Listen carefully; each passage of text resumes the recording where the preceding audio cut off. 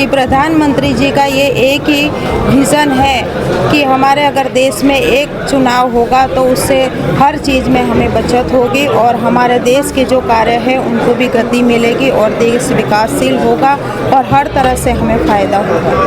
जी, तो मैडम जिस तरह से आज सब पत्र लिए हैं उसको लेकर क्या कुछ करोगे? काफ़ी संख्या में कार्यकर्ता।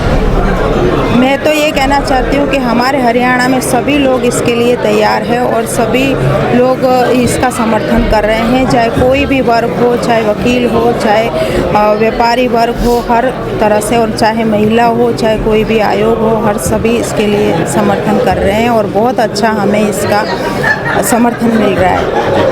डिस्ट्रिक्ट तो अपने जिला स्तर पर भी संगठन में कहीं ना कहीं बदलाव की चर्चाएं चल रही हैं कि कुछ चेंज होने वाला है। हाँ, उसमें थोड़ा सा समय लगेगा, हफ्ता 10 दिन, तो उसके बाद सारी बातें आपके सामने क्लियर हो जाएगी। मतलब चेंज होना है। हाँ जी। मैं छोटा कार्यकर्ता होने के नाते माननीय प्रधानमंत्री जी को बधाई देता हूं कि उनकी सोच राष्ट्र नहीं पूरे विश्व में अलग ही है। उन्होंने जो ये मुहिम चलाई है कि 1 नेशन 1 इलेक्शन, आप आने वाले समय में देखेंगे कि भारतवर्ष का 140 करोड़ की आबादी में लोग 80% 90% लोग खुद बोलेंगे कि वाकई में चुनाव एक बार ही होना चाहिए।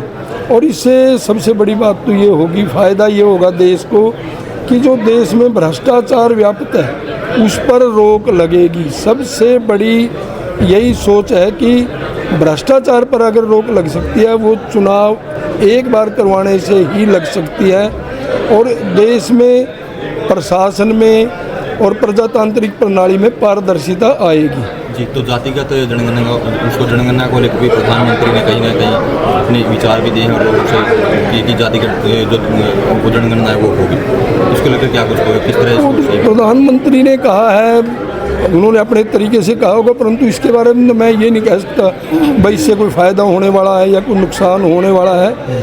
ये तो अलग अलग लोगों की अलग अलग राय है।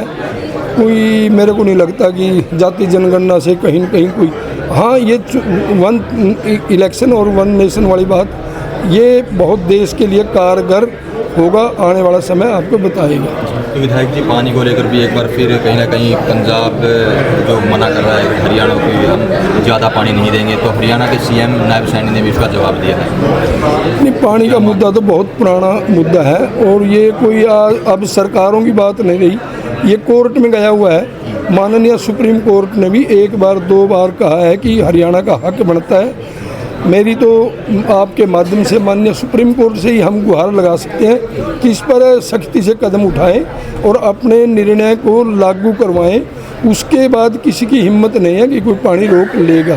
जब सुप्रीम कोर्ट निर्णय दे देगा उसके बाद इस देश में किसी की हिम्मत नहीं कि पानी कोई रोकेगा। मतलब बार बार ये दिक्कत नहीं है, जब जैसे मान साहब ने बोला है कि हरियाणा के हिस्से का पानी, और ये तो मान साहब तो राजनीतिक बातें हैं, इनमें कुछ नहीं रखे।